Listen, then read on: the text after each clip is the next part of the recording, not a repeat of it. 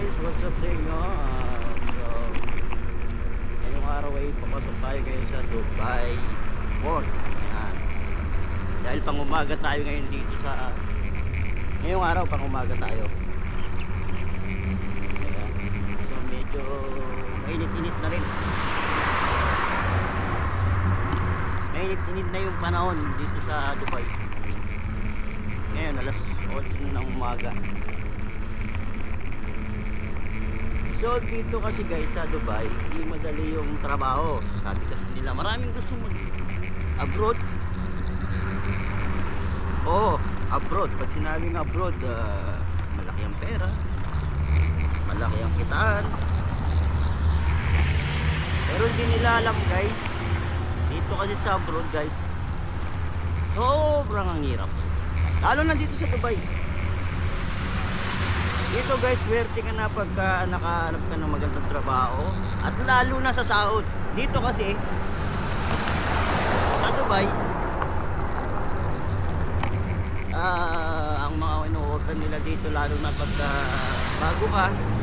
bago ka lang sa Dubai, yun ang first time mo pala magtrabaho, ang mga binibigay nila, lalo na sa mga kabayan, sa mga Pilipino, ang starting dito ay 2,000, 2,500. Swerte ka na kung makakuha ka ng 2,500. Ayan. Kasi yung 2,500, mag-isa ka lang na nandito sa Dubai, pwede na yun, sakto na yun. Pero maliit pa rin yun. Mas maganda kung makakakuha ka ng malaking sahod dito ng mga 3,000, 3,500. Ayan. So kasi dito guys, sa Dubai, napakamahal ng mga bahay dito. Yung cost living dito sa Dubai, napakamahal talaga, sobra.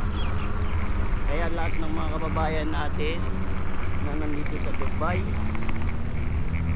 dito sila nahihirapan at nahihirapan dito sa cost of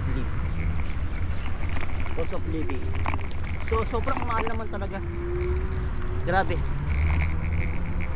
Kaya sa mga nagbabalak mag-Dubai, ayan, sinasabi ko na sa inyo, hindi porket nasa Dubai na kayo ay maganda na yung buhay nyo, hindi.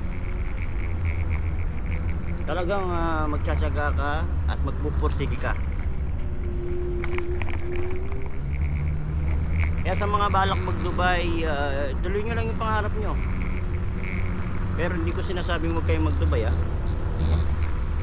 Sinasabi ko lang sa inyo para kung sakaling magpunta kayo dito sa Dubai, ganap kayo ng trabaho. Kasi dito sa palaran, kasi dito guys, hindi porket nandito ka sa Dubai, pumunta kayo sa Dubai, may trabaho na kayo, maghahanap pa rin kayo ng trabaho dito. So yun lang guys, hanggang sa muli. Nandito na tayo sa Dragon Park. Ayan, at papasok na tayo.